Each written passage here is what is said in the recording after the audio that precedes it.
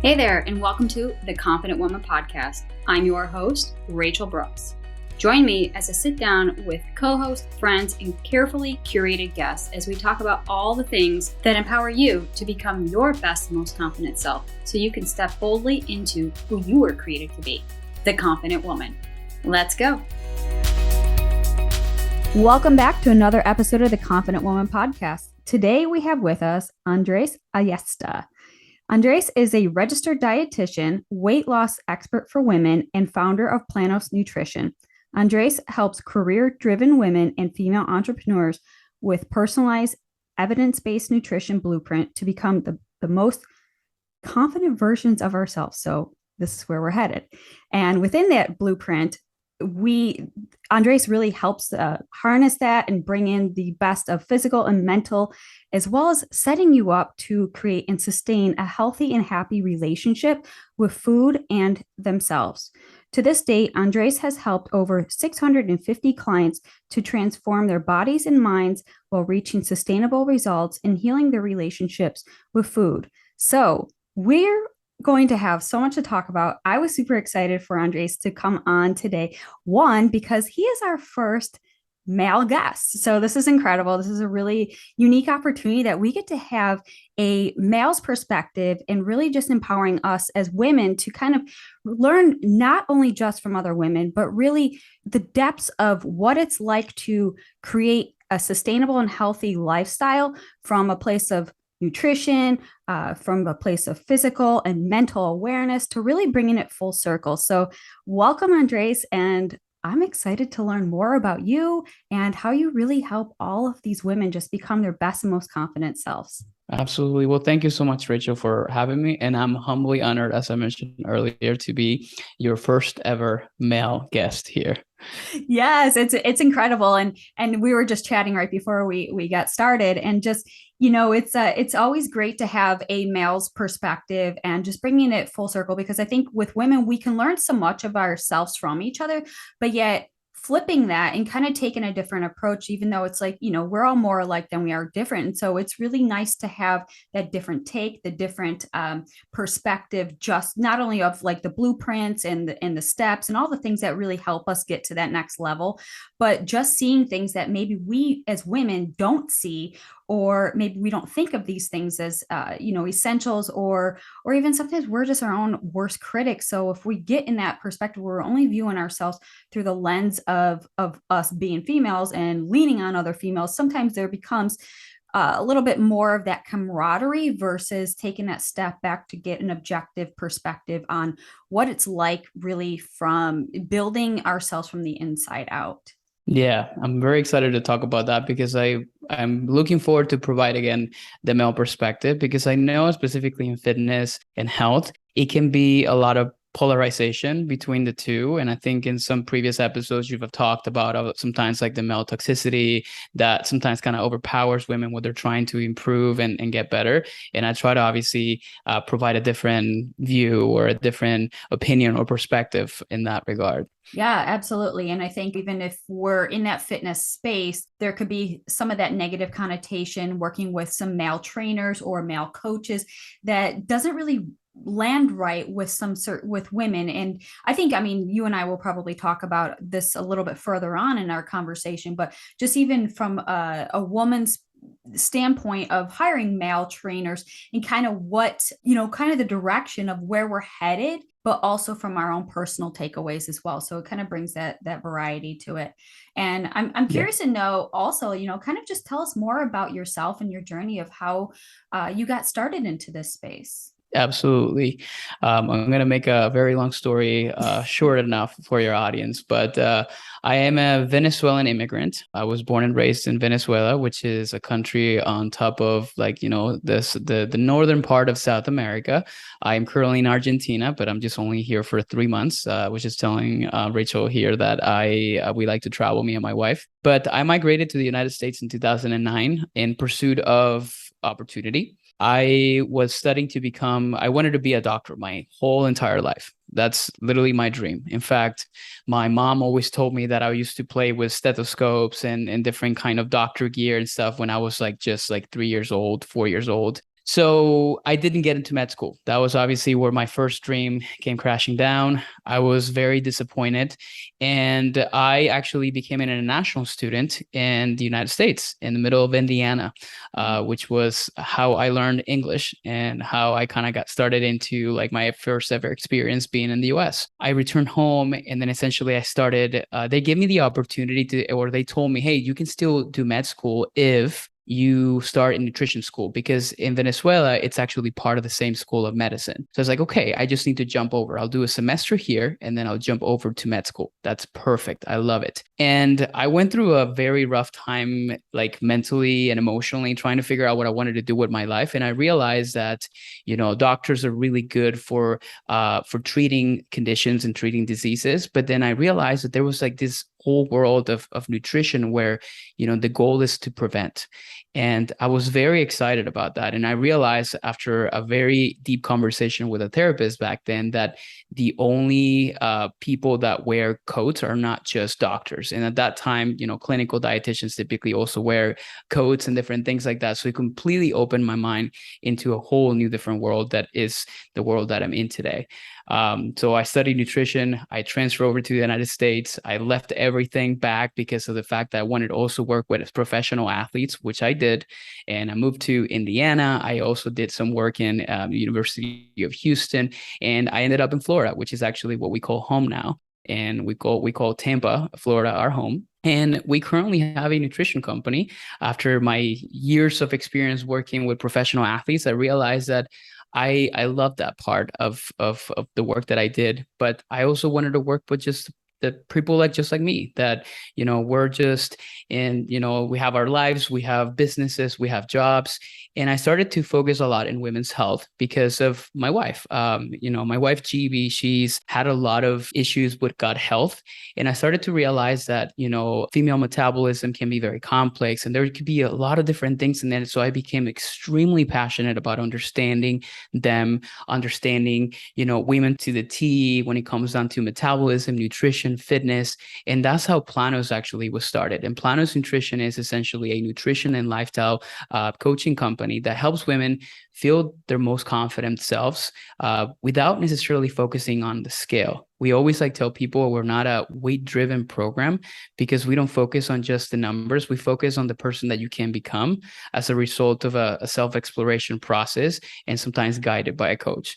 So that's kind of like the summary of who I am. Of course, there's been some diversions and some little different paths that I have taken along the way, but that kind of got me into essentially where we are here today. Wow, that's incredible. And you have such a variety with your story, starting from in Argentina to Indiana to Texas to Florida to, everywhere in between that. And you came with one intention of, going to continue your doctoring because that was a dream of yours. And when you say that the dream had come crashing down, that realization that it wasn't the end all, it was just a redirection into something where you could still apply that fascination and the curiosity as to how can we prevent certain things. What is, it doesn't necessarily take a doctor, but I love that you had also mentioned the one thing that we're going to talk about today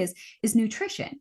It's not so much of doctors so much treating it, but how can we prevent the illnesses and diseases that need to be treated if we can functionally and holistically treat and prevent ourselves from the inside out through our nutrition. And so that kind of redirected your path into a dietitian department in learning. And then of course your wife kind of being that perfect client or candidate that you had learned so much from. And it's the irony here is that we're flipping this, kind of how we were saying we can learn so much from other women, and you being a male had learned so much from your wife, and just how from the hormones to metabolism to age to all the things. And it's just wow, if that doesn't tell you kind of the direction we're going in this episode, then, keep sticking with us because we're going to talk at great lengths about it. But I love that you pour back into it and you've created your entire business of a redirection, more or less. And so here you are after working with all those trainers and to, other clients, and your primary audience right now are women, because you've seen such a need for that in your own personal life. So kind of walk us through that, like what, from taking that as an overall, what was some of the biggest takeaways that you've learned from women that those listening could be like, oh my goodness, this really speaks to me? Yeah, where to start? So I believe like one of the biggest and most important things, if I take you back to my career when I finished my I guess my schooling as a dietitian, I think that's a good, because I started working with a lot of clients back then, and I realized in dietetic school they teach us a lot on how to manage nutrition, how to create like how to identify or diagnose people according to their nutritional needs. Obviously, what kind of clinical background do they have, and working with a lot of people, particularly women, I realized that I was not getting through to them. And the reason was because I was just focusing on the surface. And what that means is we're focusing, a lot of times I tell people, what you put on your plate, it's only the very surface of everything. There's so much more deeper layers that drive the decisions that you make in terms of what you choose to put on your plate. So one of the biggest realizations I've made is the fact that we don't start with the plate, we start with you, right? And that's something that in dietetic school they don't teach you, right? They teach you, okay, diagnose what is like the nutritional needs, how many calories, all those different things. Here's essentially one thing that you can do. Here's the second thing that you can do. They don't really help or teach you how to really work the mindset of someone, right? And that's what most of my focus have been. And literally we help a ton of people based on not only the work that we have done, like obviously evidence-based in nutrition, but also my own personal work, because I feel like a lot of things that I have done and some of the struggles that I've come through from limiting beliefs and a lot of different things like that, like there's so many people that struggle with this, particularly around nutrition, particularly around their body image. I think that's one of the biggest ones too, which is, the way women see themselves. And I think a lot of times it's also men, but it's not spoken as much in men as much as it is or it has been more in women, which is also a problem, and obviously be a different topic of conversation. But it's more about how they see themselves, right? Like we're our own biggest critics. And in the way that I have seen, particularly in the social media era, how women talk to themselves about themselves is it can be sometimes toxic and hurtful.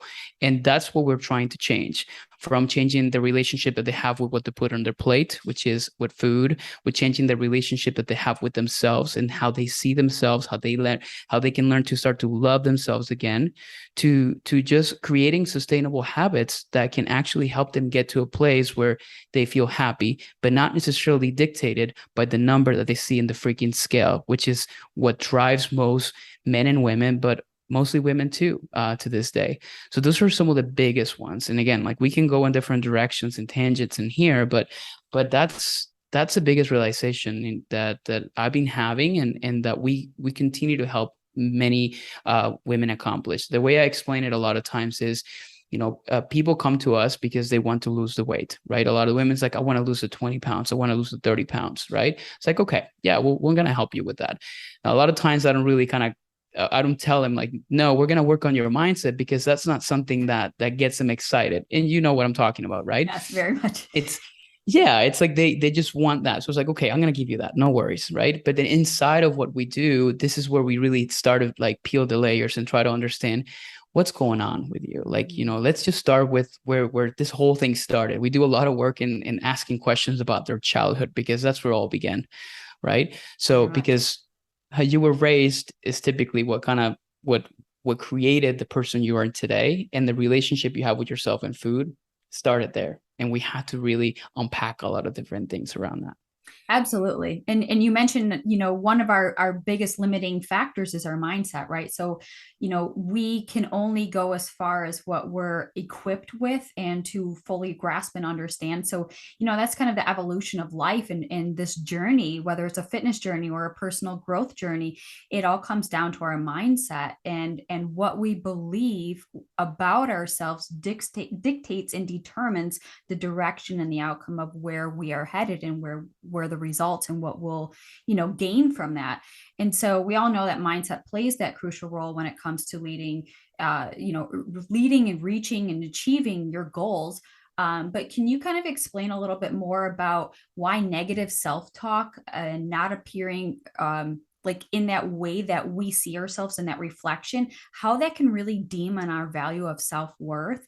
And I know you kind of touched upon it, but I'm curious to know from your perspective as well, since you work with so many women and you hit the nail on the head by saying that, because I'm willing to bet that 95+%, and correct me if I'm wrong, of women look in the mirror and don't like what they see. There's something critical, there's something judgmental, there's something an area that we wish to improve upon. And are you also seeing that from a coaching perspective, but then also a male's perspective? Because I can only see it from my own lens. When I look in the mirror, there's my eyes immediately just go to flaws. And I don't know if that's just the way it's trained. Even though we can unlearn and untrain, it's almost that default where we kind of nip it before it takes us, out of that realm of where we're going.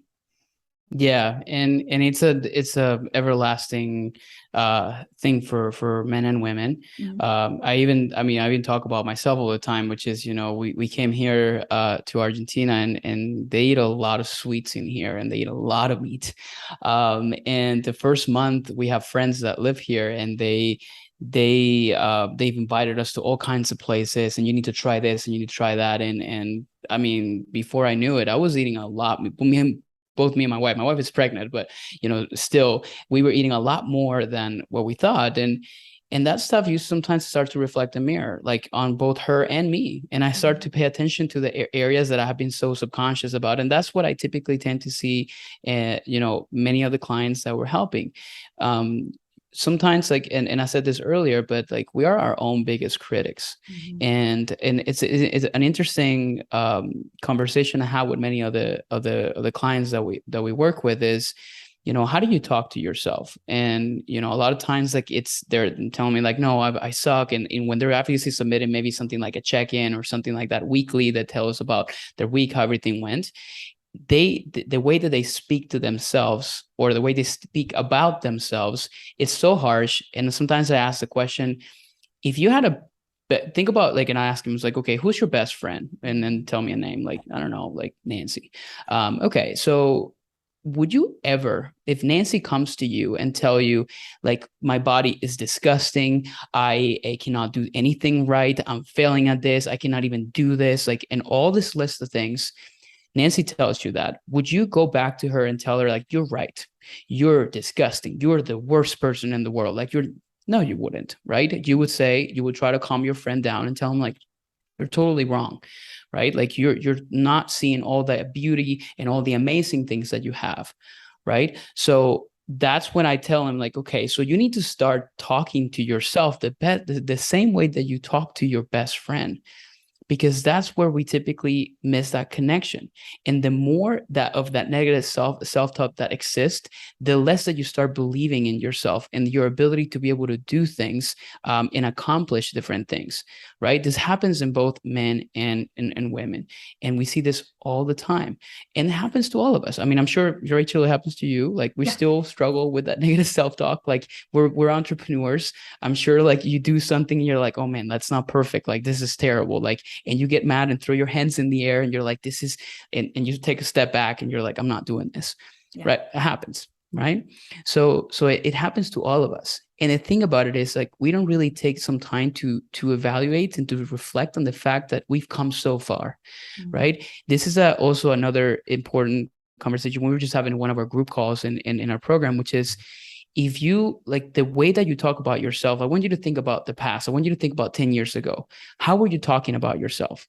I'm sure you still found millions of flaws, but today you wish you were that person because you had this weight and this body and all these different things. But then back then, you never thought that way of yourself, right? So what does that tell you? Like, nothing is ever enough. And until you start to change the way that you speak to yourself about you and about who you are and about your body and about all these different things, that's not going to change whether you lose 100 pounds, 50 pounds, 0 pounds, or nothing, because there's always going to be that constant negativity that just overpowers everything that you do. So that is like what we typically go through. And we explain this as like, okay, we need to start to create a mindset shift. It's one of the pillars of what we teach, right? We need to start to change the conversation that is happening inside of your head, because once we do, and we even celebrate those wins, like for like, if you tell me like, oh, you know what, this morning I woke up and I said, I didn't do all the things that I was supposed to do, but I did one thing. Okay, that's better, because yesterday you were saying like, I only did one thing. What a piece of crap I am, and all the different, things that can go along the way. Oh yeah. So those are the main things that in terms of negative self-talk that we typically teach or dive into. Oh, and it's so good because you're so right. I mean, it's not like, you hire a coach or, a trainer or whatever, wherever you're at in your life, you come to that individual because you're looking to them for help or advice. And so you're not going to say to them, hi, my mindset is broken. You're going to look at the thing that you feel is the stumbling block, that roadblock that's getting in your way. And that's typically the body you're in, because you feel like not comfortable in this body. The image reflected in the mirror isn't how you think of yourself in that highest form of it. And then also we're just innately critical. It's part of our hardwiring, where we're just conditioned to find the things wrong, and that's where our eyes immediately go, our flaws go. And then when we start validating those thoughts and beliefs with the verbal to counteract it, the negative self-talk. And, one of the things that I learned too, I mean, I talk about all this at great lengths in my book, Chasing Perfection, A Journey to Healing, Fitness, and Self-Love, which is exactly that. Because when we're chasing perfection, it's that ideal that, is it enough? Therefore, am I enough? And it's this constant chase that no matter what we do, we will always fail, because enough is so subjective. And until you've learned to be comfortable with that level of enoughness for you, then that's how you can lay your head down at the end of the day and just be like, today was well done. This is what I'm proud of. And really giving yourself that praise instead of cutting yourself down. Like you said, I didn't do the 4 things. I only did the 1 thing, but 1 thing is better than no thing. So you still have to give yourself that credit. And I love how you talk about, the best friend, right? And so that was, one of the biggest lessons that I have learned. And it's funny because my mother told me this my entire life, but as kids growing up, you just ignore your parents because like, you're a kid and you think you're smarter than them. And you come back years later when you're an adult and be like, oh my goodness, they were right. And so my mother always told me, you have to be your own best friend first before you can be someone else's. And luckily, I mean, I learned that lesson later on in life, but had I known that earlier, like you said, if that younger version, would I still have the insight, wisdom, and knowledge to look back at my former self and bring in those takeaways and that wisdom, right? I wouldn't have it. And so to spin off of what you were saying about your best friends, it's so true, because you would never just like word vomit and dump all that negativity and those negative thoughts onto your friend and tell them how terrible they are and how they can't hold a diet. What is wrong with you? You're so stupid. You need to try harder and all those things, right? And so that was actually something I really had to struggle with, because I would say that we were just on autopilot. We say those things, we think those things, but when we actually voice them out loud, ooh, how different they sound. They do not sound like it did in our head. They sound harsh and they're mean. harsh, right? So you could say this on all, oh, you're so stupid, blah, blah, blah. And it doesn't resonate with you. You're just validating that thought and belief. So you go down that rabbit hole and that becomes your pattern. But when you articulate it and you say it, you're like, yeah, that doesn't taste good when it's coming out of my mouth. It doesn't sound like music to my ears. So why am I doing it to myself? And so I love that you brought that up, because anyone who's catching themselves in that downward cycle of just self-abuse and self-talk and all that negativity, pause, say that to yourself in the mirror out loud and tell me how it sounds and how it lands. And that was a powerful exercise that I had to adapt and put that into my mirror talk time. So I thank you for sharing that. Yeah, and I was also gonna add something in there, Rachel, which is, obviously that's part of us internally, but there are some factors that are also external, which is, first of all, your the circle you surround yourself with, right? Which is if you are surrounded by people that, like, instead of bringing you up, bring you down, then that add more fuel to the fire of the negative self-talk happening. The second external factor that we all are like, we can be victims to, to, which I always sometimes like refer as victim, is social media, right? Because we have sometimes, and we can use it for good or for worse, depending on how you choose to consume content on social media. But I always like tell all my clients, and I was like, okay, what's the first thing you do in the morning? If you open up Instagram, right, and you see this woman that says, oh my God, I lost like 25 pounds in a month and I did this and I feel amazing, and you're just there starting your journey, how would that make you feel, right? Because you start, like, we all suffer from comparison syndrome, particularly in an era where information is so readily available, and we can see people's reels of highlights of things that are happening in their lives because we start to compare ourselves to them, right? It's like, okay, look at my body, look at my this part of me, look at this, like, look at their family, look at their kids, look at all those different things like that. So those are external factors that really make it more difficult for us to speak kindly to ourselves, right? So obviously that's falling outside of our control, but we can control how we choose to like experience those things, from choosing the circle, like who do you need to let go in your life that is not necessarily lifting you up? Who do you like, what kind of information you need to stop consuming because of the fact that it's actually just more toxic to you rather than it's actually helping you? Who are you following? Who are you not following that maybe you should follow because you may think like it's better, stuff like, this, the Confident, Women podcast, or those kind of like places where you can hang out and where you're going to feel uplifted. And this is also something that translates into coaching. This is like, and this is something that sometimes gets my blood boiling a little bit when I hear women come to me and tell me like, no, I work with this person, male or female, and they just kept judging my choices, and they kept telling me I was doing things wrong, or like, we now live in this era of like, oh, if you're not losing weight, it's because you don't have like, and I don't know if you hang out too much on TikTok, but it's a very scary place, right?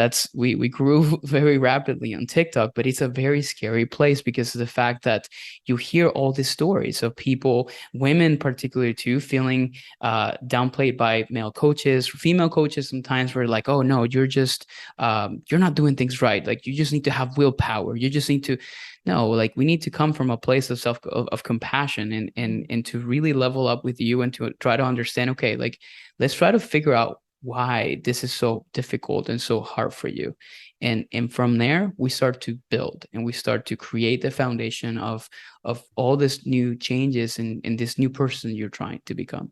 Yes, and I love that you brought that up too, because it's so important to recognize the areas that you're spending your time in. And so whether it's the company you're keeping from a personal perspective, to the company you're keeping at work, to what you're viewing and consuming, social media, to television, to news, or any of those things. And if we don't have healthy boundaries in place to set those as, this is my threshold, or this is my limit, we can get sucked into that vortex and keep going down the rabbit hole of just, in a sense, self-sabotaging our goals, our priorities, and our dignity and our self-worth. And I think that's so important to recognize, because when we find ourselves further down that hole and we're off the path of where we thought we should have been going, it's just going to set us back and feel like, well, then what's the point? I'm already down. I'll just might as well stay down, because it almost takes more effort to pick yourself back up. But, in doing so, it creates this tension, this frustration, this chronic stress that it seeps through your whole body, and you see it come out in different areas. And that could be, managing your emotions, to your mindset, to the lack of sleep, and having those healthy boundaries. And so how would you say, how can that chronic stress and lack of sleep and healthy boundaries play a major role in the trajectory of the betterment of your goals and where you want to go to change your life? How can you, what are some of the tips that you can kind of advise on that? Because I know we kind of talked about some of the surface things, like minimizing your time and whatnot, but what are some things that you really empower your women to set those boundaries and make themselves that priority? Yeah, I think we start with understanding like their environment and the context in which like things are happening to them. So a lot of times, like, some of this like mindset related work that we start with and we explain it to them is like trying to really figure out how that is actually impacting like the main things, like, a lot of times I have a lot of coaching sessions, which is like, how we haven't really talked about nutrition yet. I joke with them. It's like, yes, we haven't. It's like, why? Well, because of the fact that we need to start to figure out, like, I need to understand what's happening inside of your head, right? The way you talk to yourself, the way that you carry yourself. And because I know that that's affecting the decisions that you're making in your nutrition, the decisions that you're making around like maybe work or the way you carry yourself on a daily life. So once we identify that, then we can start to figure out what areas is some of the things that we need to start to change. So this is like our program typically focuses on four things, like nutrition, lifestyle, mindset, and movement, right? So we typically focus on those four things. So once we figure out the mindset piece, there's going to be some work that needs to happen there. We have like we like to teach what we call like a 5-step framework to kind of help women navigate through this entire process. When they want to change, let's say you have a goal, you want to lose X amount of weight, you want to look better in a dress, or you have a wedding or something along those lines, right? We typically start, the number one step is start with why. I know you have talked about this all the time, right? Which is understanding, why do you want that? Right. And this is the first ever conversation I have with any of our clients, which is why. And we call them peeling the layers of an onion. You've seen an onion has like different layers. So we try to get to the core of it, which is, okay, I want to lose the 20 pounds. Why is that important to you? Well, because I want to look better. Why do you want to look better? Well, because I want to feel confident. Why do you want to feel confident? And we start to get into some deeper things in which a lot of times like emotion comes out and tears come out because of the fact that they realize that they're trying to prove themselves to their mother, who've never approved them since they were little. Like, that's a true example of something very real, that just a conversation that happened not too long ago, right? So we need to start with why, because the why drives every decision that you're going to make moving forward. And those decisions, whether it's, choosing to have a higher protein breakfast, or choosing to actually go to the gym and move and do an exercise routine, they start with that. They didn't start with the 20 pound that you want to lose. They started because of the fact that you're just trying to improve yourself and trying to change parts of you that may not be the best because of your history. So number one, you start with why, and you really dive deeper into understanding those things. The second thing that we do is we need to, I call this audit your life. We cannot change. It's really hard to change things that we don't know are happening. Right. So I always, like, one mentor once told me that awareness always precedes change. So when you know what's wrong, then obviously we can change it. So I always like explain this, like, kind of like, you're looking at your bank account. If you don't ever look at your bank account and you're spending, like, there's absolutely no way that you can control yourself around that. So of course, eventually you're going to run out of money. Right. So a lot of times awareness is just checking your bank account. Now, in the analogy that I'm using for your life is like, okay, let's see how you're spending your time.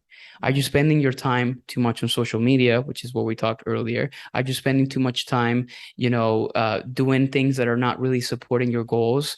How are you planning your meals? And then we start to really do a bit of an audit of their lifestyle. But anybody listening here, you can do this on your own. Like, I just recommend it to somebody. I even do this myself, which is take 3 days and write down every single thing that you do every 15 minutes, right? Just do the effort, put it on your phone, on the notes app on your phone. That's actually what I do. Or if you're just an old school person that wants to do a pen and paper, that also works well, right? And start writing down every single thing that you do in 15-minute increments. And you're going to start to realize, like, oh my God, I spent 2 hours like scrolling mindlessly on things that did not really serve me.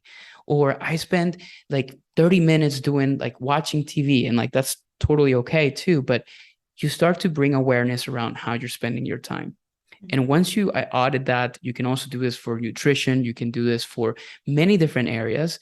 Then you start to figure out, which is obviously brings like step number 3, you identify what needs work and needs improvement. And I always like say, focus on one thing.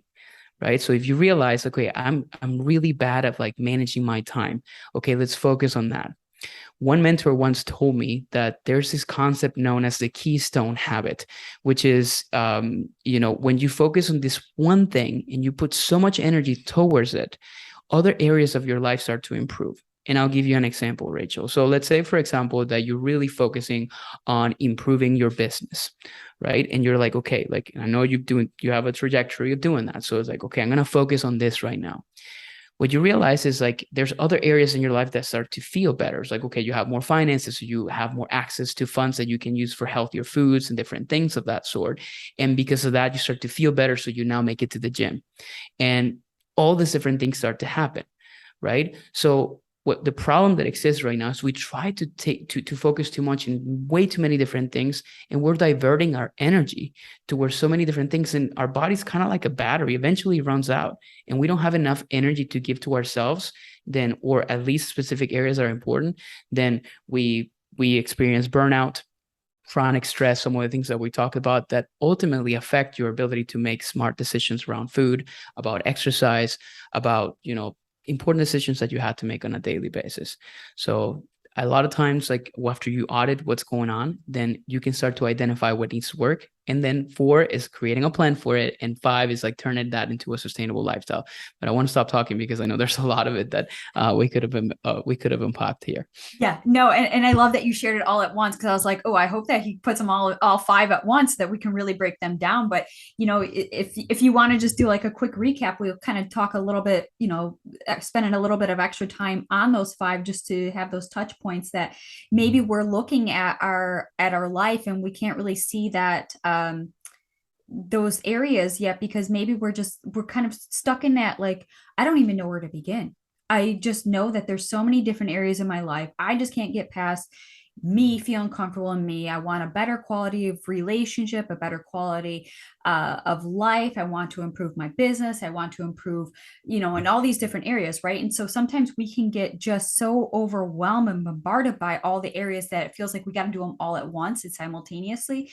And I think it's noteworthy to mention how women, we are multifaceted, we're multi-passionate, and we're multitaskers.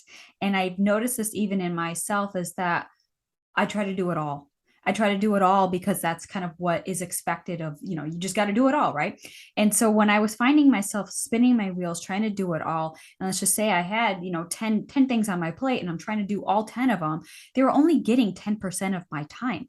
So at the end of the day, I'm like, I gave it my all, which is my 100%, divvied up by 10 different things.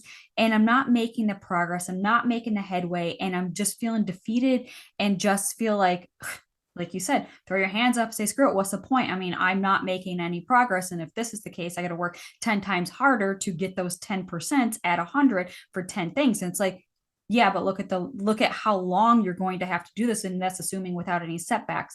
And so taking that audit, as you say, gave me perspective of my overall life. And I had to start with the one thing that was standing in the way, and that was myself. So I love that you bring in that layer of mindset, because we can't get to that next level if we haven't actually unpacked what is holding us back.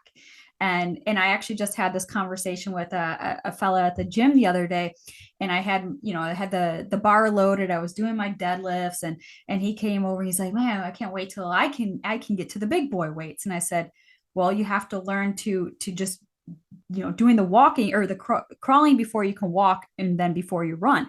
And at this point, he was just like, I'm fairly newer to my fitness journey. And so I'm learning a lot of the forms and techniques, and then I'm using just kind of some lighter weights. And I said, that's exactly where you should start, because what would you do if you picked up that bar and you didn't have the foundational pieces set? You'd probably risk injury, a setback. You could do more harm and damage than good. And the same context applies to any area of your life. And like you were saying, if why are we not talking about nutrition yet? Because we haven't yet laid the foundation. And so if I throw nutrition or weightlifting tips on you, it wouldn't make sense. It wouldn't land, and it would just add to that overwhelmed basket, like, oh, just more stuff I need to know and not figure out, and I'm probably going to suck at that too, right? And so we go back down the negative self-talk. And so I love that you brought this full circle with those five steps. And if you just want to do a quick recap of those 5 steps, but I love how each one plays off of each other, and that is so smart. So smart. Yeah, and just to piggyback on what you said about the deadlift example is and the crawling and running, the way I always explain this, and this applies to the step three, which is identify what needs work, which I'm gonna recap it in a second. It's I always explain it this way. It's like imagine that your goals are like big mountains, right? And if you're just so focused on the top of the mountain, like imagine yourself, you're about to start a big hike to get to the top, right? If all you do is you look up, you don't look down, what do you think is going to happen? And it was like, well, you may trip or you may just fall. I was like, exactly. So every single time that you're focused on this example with the guy at the gym, right, that he wants to lift very heavy weights, that is the top of the mountain, right? And if he's so focused on that heavy weight that needs to lift, and this applies to anything, this is the 30-pound weight loss that you want to achieve, this is the business that you want to create, that's the top of the mountain, and you're just so focused on there, number one, you're always going to notice that it's so far away, right? Because it feels like, oh my God. And then the second thing too is like you're going to keep tripping, you're going to keep falling because of the fact that you're just not looking at the first most important step that you can take, which is the first one, right? Yeah. So going back to the steps that I'm talking about. So number one is start with why. So why do I want to climb that mountain? Like, why do I want to do this? I love to use analogies if you haven't noticed. Me too. I love them. It gives you that visual picture. Yeah. So, okay. So first off, it's like if the goal is this mountain and this hike that you're going to jump into, start with why. Why do I want to climb it? Like, what's driving me to do this? Is it a shallow goal, as in like, I just want to lose the weight, or is there something even deeper than that? Number two is audit what is happening right now where you're starting, right? So when you're thinking about a hike, okay, there's like tools and things that you're going to need, right? If you don't have it, then you're going to struggle along the way of that process. So auditing that, it can mean different things to anybody. And just taking it more from like the day-to-day lives of everybody is audit how you're spending your time, audit what is it that you're putting on your plate, right?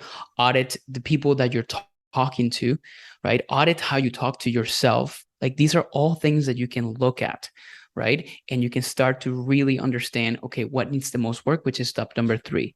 Identifying what is the most important step that you can take is that analogy of like taking that first one as you're starting that hike, right? Sometimes it's going to be, okay, like maybe it can be focused on nutrition. And there's some little things that you can do in each, but what does that look like? In nutrition, not talking, putting on my dietitian hat, most people would go for the diet. I need to do this whole entire process, right? Like that can be overwhelming. And most people have the motivation to do it for 1 to 2 weeks. But then what happens afterwards? You did not really build a strong foundation to be able to do it because you were trying to go and take like shortcuts to really climb that mountain, right? So we maybe start with, okay, you know what? Let's look to see what's happening. It seems like your breakfast is not super balanced. So how about we start maybe creating a more balanced breakfast that includes these things? What do you like? Okay, I like these things. Perfect. So why don't we maybe try to have like this couple of different options that you can put on your plate? That is your first step. When people ask me, where do I start? That's exactly where you start, where maybe it's an area that you can be working on. And the second thing it could be, well, maybe you need to start waking up a little bit earlier. If you feel like you're rushed all the time, you don't have time for anything, right? Put your alarm back like maybe 15 minutes. Simple things. Those are the two things that you can work on the first week. That's what we call about like, or that's like the step 4, which is making a plan. Like this number 1 thing, and this is the number 2 thing. But Andres, what about the macros? What about the calories? What about all the different things? You're not ready for that yet. And sometimes like people need to like, they need to understand it and going through it. It's like, okay, you want me to send you this? Okay, perfect. There you go. I'm going to hold you to the standard of the people I hold the standard to when they're going through this process. They have built a foundation. And 2 weeks go by, it's like, oh my God, this is so hard, right? Yeah. So you need to take a step back, right? So we make a plan according to where you're starting to start that climb and to start that hike because different people are starting in different places. And number 5, which is turning this into a sustainable lifestyle, a sustainable process, right? Because what you're doing in that process of climbing that mountain is like you're learning so much, right? Because the next time you're going to climb another mountain, you're going to have all the tools and all the implements that require for you to be able to do it successfully, right? Because it's little things that you're learning. You're not really like having all these things coming in at once, but one single step at a time. And that's how you achieve long-term success because it's not, I always like tell my clients, like, do you want to lose the 30 pounds in, 6 months? Yes. Okay. But are you more worried about losing the 30 pounds in 6 months, or you're more worried or maybe thinking about like what happens in 3 years? right? Would you like to keep that off? Then you have to do all these different things. So what is the rush, right? Because you've been doing this like over and over. Like we call this like chronic dieting, which is you go through the cycle over and over and over again. You just always focus on the wrong things, right? And if you want to stop that cycle, you have to work and do things you've never done before. And it starts with simple things that a lot of times I was like, it seems stupid, but that's actually where we start, you know? Yeah. Oh my goodness. And it just something that just came to mind right now is that we're all familiar with those get rich quick scams. The same kind of applies to all those who tell you you're going to lose 30 pounds in like 10 days. It's one of those too good to be trues because you haven't built the foundational pieces that you could build sustainability upon. So if you were Yeah. to get rich quick, you'd probably be broke real quick too. Just like you could be weight loss real quick and you'll be right back to where you Yep. are, if not set back further. And it's Yeah. that habitual thinking, like just shortcutting your way out, as you said, without giving yourself the stepping stone. So when we do find ourselves set back, we're like, oh, I know exactly what to do. You go to step 22 or whatever step it is, instead of feeling like, I didn't even have a playbook. And so that's why, with your process is the 5 steps, you offer that blueprint. And so providing those stepping stones. So when you get set, fall off your mountain and, roll down 17 steps, you're not back at the starting point with nothing ahead of you, like no navigation or guidance. You just pull out your trusty blueprint and say, okay, yeah, I got to climb up 16 steps, but I know how to do that because I've done it 16 times. And so now it builds that consistency, and consistency builds confidence, and confidence builds competence, and it just keeps fueling and pouring back into you. So when you're faced with any adversity or setback, you now have the tools, knowledge, and insight to go correct course and get back on track way quicker than you would have any other way. But if you were just like, here's the meal plan and here's the things, you just blindly, execute it, but yet you don't really grasp or understand it. And that's the foundational pieces. And so I'm over here just like so glad that you're talking about this, because I've always been hesitant to also bring individuals on that are just like, oh, I'm a weight loss coach, or I can help women lose X, Y, and Z. And I always make sure I'm like, listen, if it's going to feel like a setback for myself who also had to experience it, then those aren't the conversations that I want to have and bring value to our listeners. And you've brought such tremendous value by really breaking it down, but also backing it up by your sustainability and your blueprints and your steps and your whys, and all of this stuff is just really, you're the real deal. And this is incredible to really know that you can share this with our listeners and feel like they have that safety net under them, because they're not going to fall and just be left by themselves. So Yeah. Yeah, awesome. I appreciate it. Like I said, I always like tell people, particularly with the whole weight loss world, which by the way, you just unveiled the secret of the multi-billion weight loss industry, which is exactly that's what they do. It's Yeah. like they lose weight quickly. And yeah, and what I always like say to people is like, listen, like a lot of times if you deviate yourself from the goal of losing the X amount of pounds and you focus on these things, without you realizing those things are going to come, but then they will no longer be as important as you once thought it was. And that's going to create all the changes. And we get these messages all the time, like 2 years later, like, oh my God, like you guys, helped me build this foundation, and I've continued to improve. That's what I feel it creates success in what we do. Not just, oh, you lost 30 pounds. No, that's not important to me as it is to hear from you in the future and seeing that you've continued to crush it. Right. And I think that's important, when we look back, those who have had such a profound place in our life. So whether it's a teacher, for example, you look back and maybe you didn't like how they, pounded in like a certain methodology or philosophy, but then when you look back, you're like, oh my goodness, thank you for that teacher, because I now had that awareness and now I can take that into it and, into my future. And so you kind of give credit back to the teacher that may have been the hardest or most challenging and tedious, because that's where the painful sticking points were, because that's where you're actually applying growth. You're stretching yourself. And so when you stretch yourself, now you're like, have kind of that, I guess, kind of scar in a sense to look back and be like, oh, that's because I went through those stages and this was the individual who helped me with it. And you give credit where credit's due. And I think that is, like you said, it's so fulfilling because, it's, yeah, anyone could lose the weight and anyone could gain the weight, but it's about what are they doing with their life after they've come through your touch point or have worked with you. Your goal is to, wean them off and set them up for success for the long term. And that's exactly what you do. So that's, like I said, Yeah. I mean, that's an incredible process. And I love that we've talked about this because, like I said, we've talked about this in different facets and different angles that we can come at it from creating a sustainable, healthy lifestyle. But really, what does that healthy lifestyle mean to you, to the next person? And so we all just have different takes on it. And so I felt that it was just really important to kind of talk about the nutrition, but talk about the why, talk about that over awareness aspect of it, the accountability, the auditing, which was huge. And so having those 5 steps as part of your plan, how can people learn more about you? And do you have any ways that we can connect with you as our listeners to reach out, learn more about your 5-step framework, to get in touch, following along with you? Let's give Yeah, all the goods, absolutely. because Oh, the goodies. Yeah, yes. we would love to help out in any way possible. So, one of the things that we do is if you're a woman listening who has been kind of like a victim of this constant cycle of dieting for a long time, you're feeling always defeated and miserable.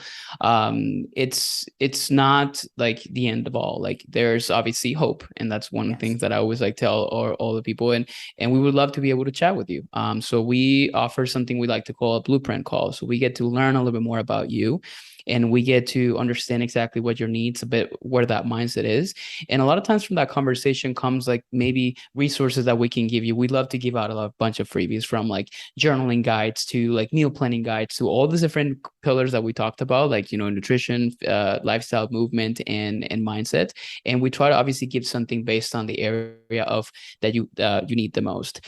So if you obviously would love to jump on a chat with our team, if you go to planosnutrition.com, PLANOS nutrition.com/blueprint, you'll be able to find a little bit more about what we call our nutrition blueprint signature program, which is essentially where we navigate women in a 6-month process to achieving that freedom, achieving that those goals that they're trying to achieve in the process.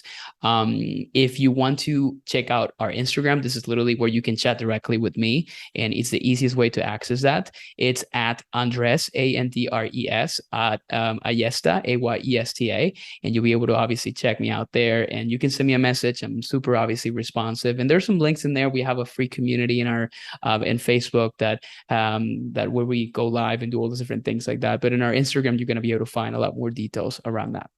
Awesome. That's incredible. I mean, and especially just having all that as resources for our listeners. It's just generosity right there. And so, of course, we're going to include all the links and everything in our show notes. So if you have not yet, take a peek down there, click through, follow, just check it out.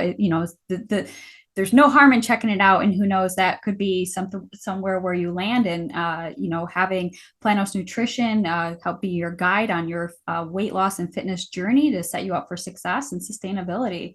So I just want to thank you and for being our guest. And just if you have any last words of advice that you want to leave our listeners with, have at it.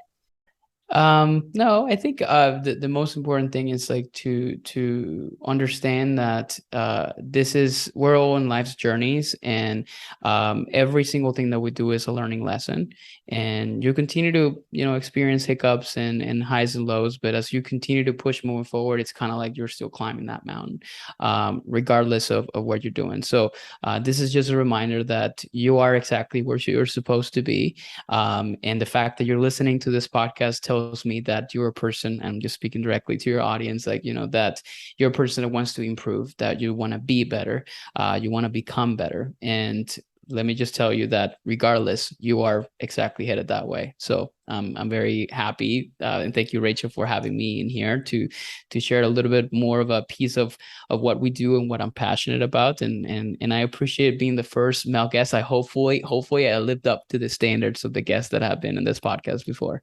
Absolutely. You have. This has been an incredible conversation. So thanks again for just being here, over delivering, and just really pouring out your heart and your soul into your business, into your clients, and right here into our podcast. So our listeners can just really feel what I'm experiencing on this end. So thank you so much. Thank you. Hey there. Thank you so much for joining me on today's episode of the Confident Woman podcast. If you enjoyed today's episode as much as I did, please be sure to like, subscribe, and leave us a review. Thanks again for listening.